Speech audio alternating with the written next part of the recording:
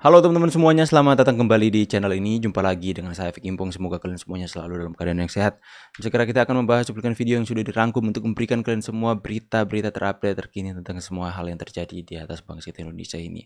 Dan jangan lupa untuk kita sama-sama viralkan hashtag terima kasih Pak Jokowi. Kita viralkan agar supaya mereka tahu bahwa mereka yang hari ini menghina Pak Jokowi, yang mereka keluar-keluar katakan mereka mewakili rakyat, mereka bisa sadar bahwa mereka sama sekali nggak mewakili kita, teman-teman. Kita akan segera bahas videonya, and let's play this video. Semakin dekat ke pintu kubur, semakin semangat membenci Pak Jokowi. Karena rajin melihat boroknya Jokowi, akhirnya dia lupa dengan boroknya sendiri yang menggulingkan Gus Dur.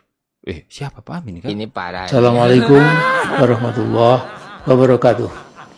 Waalaikumsalam warahmatullahi wabarakatuh. Ada Mbah Sengkuni. Pasti nih mau cerita lagi nih, ya kan? Ya, Mau cerita tentang siapa? Saudara Jokowi. Oh, tentang Pak Jokowi. Silakan, Mbak. Terasa dengan jelas bahwa borok-borok politik Jokowi memang harus kita bersihkan sebersih mungkin dari bumi Indonesia. Caranya, Mbak? Cara membersihkannya gimana? Lewat proses dejokowisasi. Terus? Nah, Jokowi yang tidak punya ijazah SD dan SMP yang otentik ternyata mampu merobek-robek wajah demokrasi Indonesia. Apalagi? Juga kesuksesannya berbohong dan menganggap bangsa Indonesia sebodoh dirinya, tidak ada yang bisa mengingkari. Itulah saudara Jokowi. Udah puas? Nah, sekarang saya mau nanya sama Mbak. Gini, Mbak. Tadi kan Mbak sudah bicara banyak tuh mengenai Pak Jokowi. Nah, sekarang saya mau nanya mengenai kebijakan Pak Jokowi tentang IKN. Gimana menurut Mbak IKN? Sudah begitu terang benderang proyek IKN pasti mangkrak. Pasti mangkrak. Nah, terus kalau dipersentasikan kira-kira berapa persen? 100% kata saya. Nah, suatu saat kalau IKN udah selesai, Mbak disuruh tinggal di IKN, mau nggak? Emoh tidak rela. Terus Mbak sekarang tinggal di mana? Di tengah hutan belantara. Oh, di tengah hutan belantara. Di area mana itu, Mbak? Di area perbukitan. Pantesan. Ada airnya nggak? Miskin air, kampungan.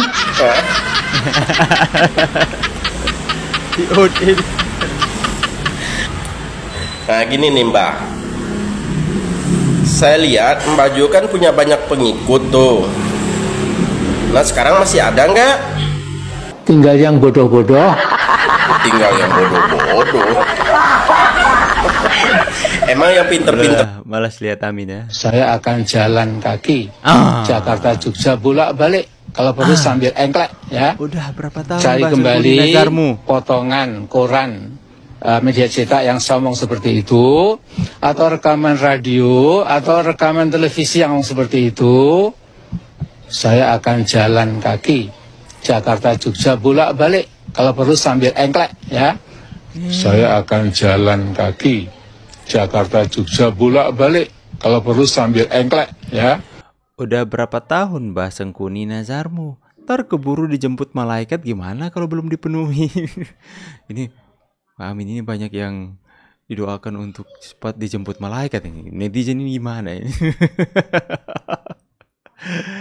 Aduh, nggak seperti Pak Jokowi, banyak yang doakan untuk panjang umur Pak Jokowi, sehat selalu Pak Jokowi. Ini satu ini beda teman-teman ya, netizen ini Kalian keadil ya di sini ya. Film Kakak Bos sampai dengan hari ini baru 400.000 lebih penonton. Di mana penonton Imaginary? Di mana pendukung PNS? Di mana pendukung Ari Kriting, CS dan kawan-kawan, Abdul Arsa dan Nona Alkatiri? Lemah sekali. Masa baru 400.000 penonton? Saya tantang kalian. Kalau tanggal 9 besok penonton Kakak Bos bisa tembus 1 juta penonton, saya terbang ke Jakarta. Saya berdiri di bundaran HI tanpa pakai baju, pakai bedak kepala sampai kaki. Saya lari ke keliling bundaran HI. Yang penting tembus 1 juta. 1 juta. Saya tidak mungkin. Lemah soalnya, lemah. Pendukung Ari Kriting CS itu lemah. Lemah. Film Kakak Bos sampai dengan hari ini. Makanya Ari Kriting sampai ngemis-ngemis teman-teman untuk minta orang nonton video mereka, film mereka teman-teman ya. Karena ditantang, dia mau mempermalukan nenek moyang ya. Tapi nggak berhasil ya. Itu nggak bisa tayang, nggak bisa sampai 1 juta dalam waktu yang ditentukan. Makanya Ari Kriting pernah membuat klarifikasi ya. Itu membuat bahwa saya mustahil bisa tembus 1 juta. Kan sudah nyungsep. Makanya kalau ada film, janganlah bikin hal-hal yang membuat sakit hati para penonton ya, karena itu akan berdampak pada karir kalian. Dan juga saya dengar ada diskon 15.000 ya, agar supaya orang rame-rame nonton. Gratis pun gak sudi. Moh. Aduh, makanya kalian ya. Mahfud MD berteriak, Bang Mahfud semua salah Jokowi. Hadeh Bang, Bok Tapayun dulu sebagai muslim ya kan. Gitu ya, terus ini cap. Salam hormat Bang Mahfud. Saya adalah salah satu pemilih Bang Mahfud ya, pemilih Ganjar dan Bang Mahfud. Dan saya memilih kemarin itu bukan karena Ganjarnya, tapi karena ada Bang Mahfudnya. Nah, melihat podcast Bang Mahfud belakangan ini, beberapa hal mungkin saya setuju bahwasanya jangan mempermainkan hukum. Tapi di sisi lain ketika Bang Mahfud menunjuk satu orang, Jokowi semua yang harus bertanggung jawab terhadap persoalan hukum ini menurut saya Abang juga tidak objektif. Nah, harusnya seperti yang dibilang sama Uni Irma, muara semua ini adalah partai politik. Partai politik lah yang mengendorse semua. Ya, kalau seandainya Kaisang bisa naik, kalau partai politik nggak mau ngusung ya nggak naik ya kan? Benar nggak sih? Logikanya kan begitu Bang. Nggak mungkin Jokowi bisa menaikkan anaknya sendiri. PSI juga nggak punya kursi yang banyak kok, ya kan? Nggak mungkin dia berjalan sendiri. Artinya ini adalah sebuah kesepakatan bersama di antara politisi partai-partai politik gitu loh. Kejadian tentang MK misalkan, Bang Mahfud juga bilang ini karena Jokowi. Ya, banyak pengikut atau pendukung Pak Mahfud dulu akhirnya melihat sifat dan sosok asli dari Pak Mahfud. Nah, akhirnya mereka menarik diri dari mendukung beliau. Ya, sudah jelas-jelaskan teman-teman ya.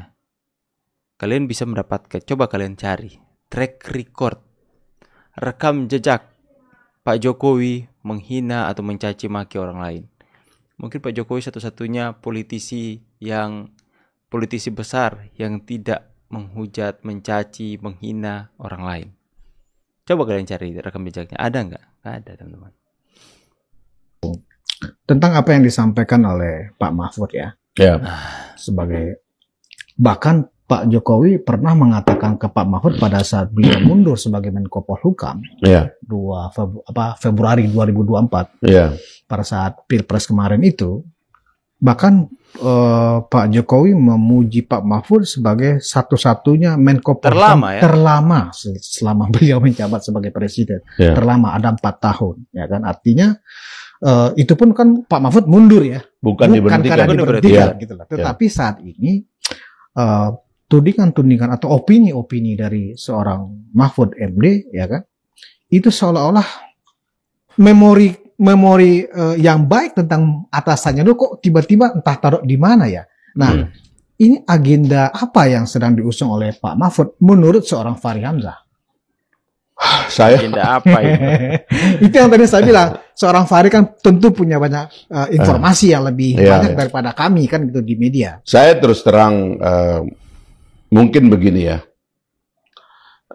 mungkin kalau subjektif ya, saya menganggap bahwa mungkin Pak Mahfud banyak kurang memikirkan keputusan-keputusan politiknya yang membuat beliau berada dalam goncangan yang cukup berat lah gitu, sehingga membuat beliau mengambil sikap-sikap yang tidak wajar.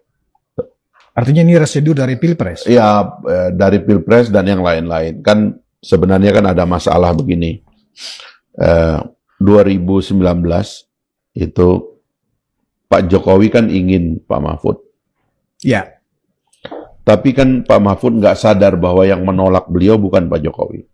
Partai-partai. Nah, yang menolak itu, ya saya nggak sebut, tapi yang jelas bukan Pak Jokowi. Siapa tuh? Lalu kemudian beliau sudah pakai baju dan sebagainya, kecewa. Ya. Setelah itu, Pak Jokowi menang dengan tantangan dari banyak orang. Pak Mahfud diminta jadi Menko Polkam. Betul. Menko Polkam loh. Itu bukan jabatan main-main. Betul. Itu tadi saya bilang. RE1, RE2, RE3-nya istilah itu Menko Polhukam, kan begitu? Saya bilang ya, Menko itu dalam tradisi kita tuh tidak ada undang-undang. Betul. Karena dia orangnya presiden. Dia orang yang paling dekat dengan presiden perkara keamanan. Betul. Perkara hukum dan hak asasi manusia. Perkara politik. Perkara politik. Jadi sebenarnya, dan saya dengar banyak yang menentang. Kenapa Pak Jokowi meletakkan dia? Tapi ditaruh oleh Pak Jokowi dan berharap tentu Pak Jokowi tulus ingin Pak Mahfud membenahi politik, membenahi hukum, keamanan, HAM, semua. Dan dalam 4 tahun bekerja, tidak ada komplain tentang Pak Jokowi. Betul. Masa seorang guru besar, mantan ketua Mahkamah Konstitusi Republik Indonesia tidak tahu apa yang terjadi di depan mata dia? Lalu kemudian ketika setahun terakhir beliau punya keputusan politik lain, kok semuanya jadi berubah? Jadi yang 4 tahun itu apa kemarin tuh? Nah kan mohon maaf ya, kita janganlah ya. Apalagi karena beliau berakhir dengan sangat baik menurut saya ya, mundur dari Menko, dan dia punya posisi yang baik sebagai mantan calon wakil presiden, itu tinggi itu. Ya. Berapa dari anak putra bangsa Indonesia yang bisa sampai pada posisi hampir menjadi wakil presiden? Istilahnya begini, Bung. Walaupun kalah, tapi kan sempat terdaftar, tercetak namanya di kertas suara. Iya. Itu luar biasa, Bung. Ditonton sama semua warga negara. Ya kan? Di ratusan juta itu. Pencapaian yang sangat luar biasa. Miliar triliunan uang APBN untuk mencetak nama beliau. Iya. Di seluruh kertas suara yang akhirnya beredar dan dipegang oleh rakyat Indonesia ini. Kan sudahlah. Itu kan sudah baik. Coba kembalikan memori beliau kepada waktu memimpin Mahkamah Konstitusi, so far so good di zaman Pak SBY. Waktu 4 tahun beliau bertugas untuk membenahi sektor politik, hukum, keamanan, hak asasi manusia. Itu beliau. Kenapa memorinya setahun terakhir? Yang sangat partisan. Menurut saya ini yang perlu dikoreksi dari beliau. Karena itu kita berharap beliau juga sebagai sedikit orang yang pernah dalam posisi itu positif melihat situasi kalau ke depan. Kalau itu dianggap sebagai mewakili. Menarik sekali apa yang disampaikan oleh Pak Fahri, teman-teman ya. Ada apa sebenarnya? Ada agenda apa sebenarnya? Ya, padahal beliau adalah orang yang sangat luar biasa di mata rakyat Indonesia belakangan ini, tapi tiba-tiba akhir-akhir ini langsung berubah 180 derajat. Dalam 4 tahun masanya bersama dengan Pak Jokowi, tidak ada komplain dan tidak ada hal-hal apapun yang disampaikan. Tapi ketika belakangan ini, ketika berbeda jalan, ya beliau semakin menjadi-jadi. Oke teman-teman semua ya, tulis kolom komentar pendapat dan tanggapan kalian soal video yang kita bahas bersama-sama tadi. See you in the next video and God bless you guys.